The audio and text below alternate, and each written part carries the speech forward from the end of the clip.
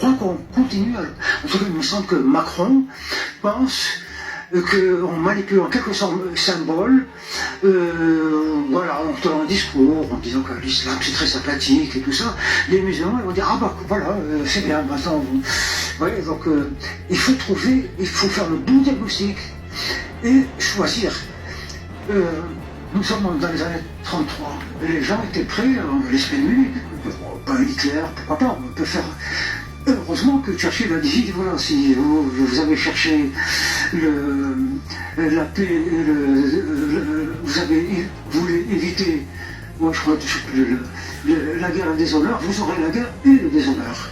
Donc on est, il faut que les autorités françaises maintenant fassent le bon diagnostic et adoptent une stratégie qui, maintenant les choses sont quand même pas mal enracinées, il faudra peut-être une quinzaine d'années pour réamorcer, pour qu'on puisse définitivement éradiquer les aspects les plus dangereux de l'islamisme. Mais il faut aussi s'occuper de l'islam, parce que l'islamisme, c'est comme vous avez la fièvre. Mais cette fièvre, elle vient d'où? C'est parce que vous êtes mal nourri, pendant 20 ans, vous avez été mal nourri, mal de ceci. Donc il faut remonter à la source. Et pas seulement à l'islam, c'est à la civilisation.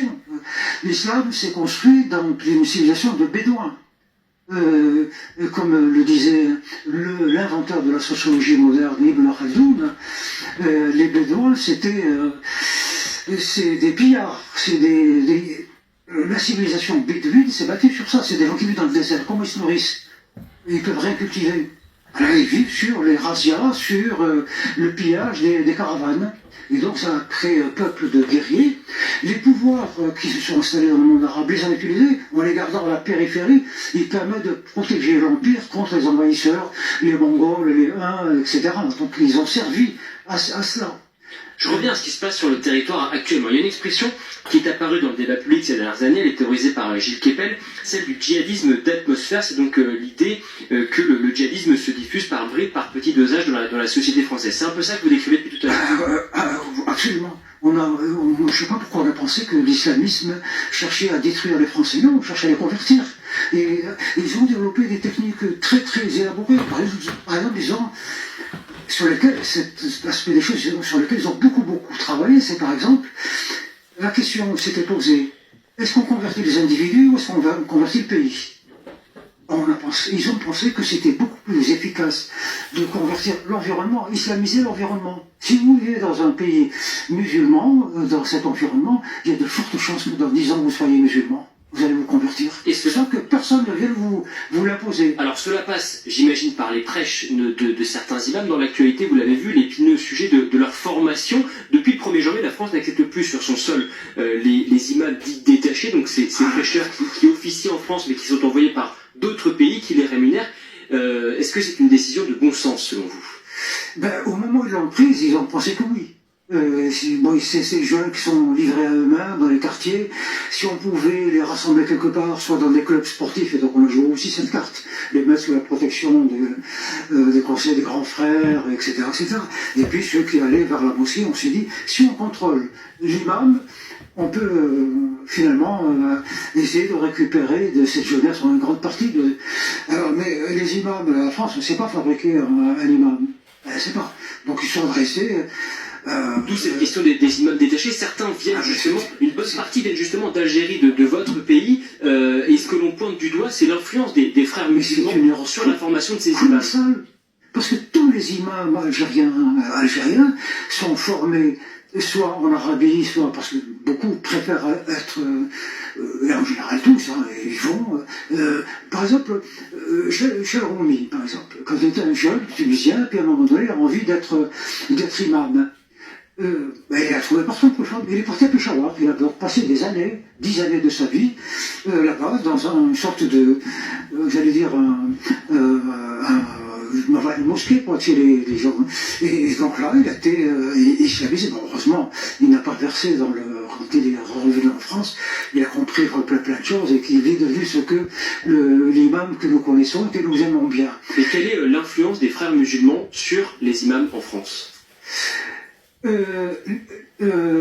l'islam en France est compartimenté. Il y a donc une guerre d'influence entre plusieurs courants.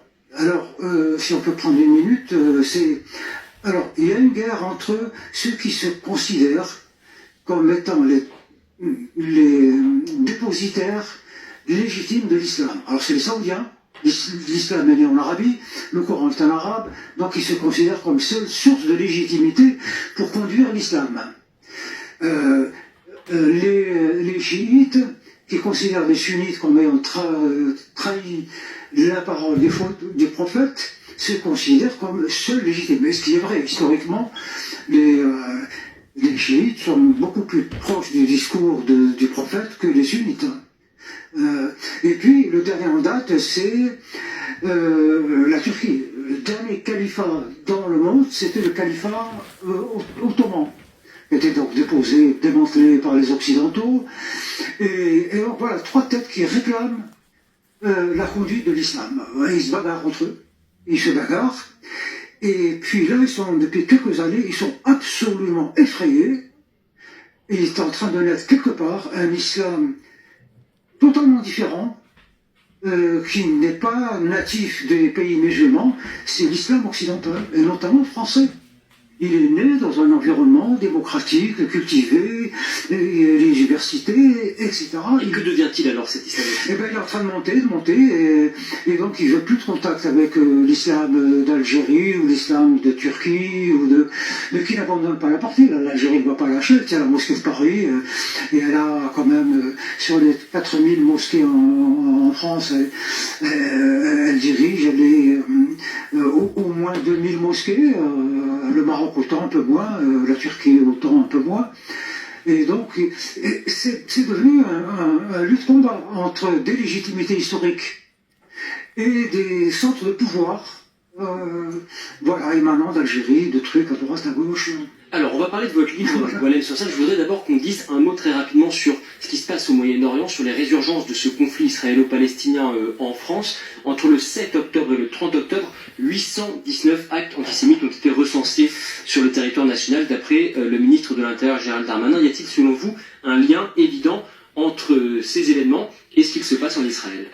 Un lien, oui. Est-ce qu'il est direct, indirect, par ricochet, on ne sait pas trop, il faut se donner un peu le temps pour analyser ça, mais il y a effectivement une conscience, ça a beaucoup touché, il y a toute une propagande évidemment qui fonctionne pour mettre toute la responsabilité de ce qui s'est passé sur Israël et sur les Occidentaux, sans lesquels Israël n'existerait pas. Donc c'est pour accuser de complicité.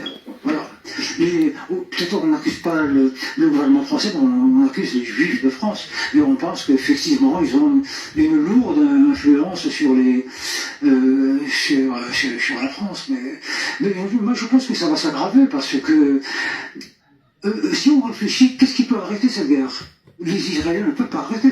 Ou alors c'est accepter le fait que ça recommence le 7 octobre prochain. C'est ça, non pas octobre. C'est 7 octobre. C'est ça, octobre.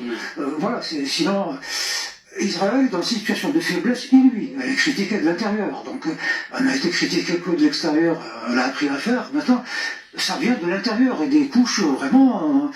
Donc, Israël. Alors, du coup, en France, on se dit, il faut enfoncer le clou. L'Europe est en situation de faiblesse, c'est encéphalogramme plat. Les Israéliens sont profondément touchés, il faut y aller. Le dernier coup, le coup de grâce,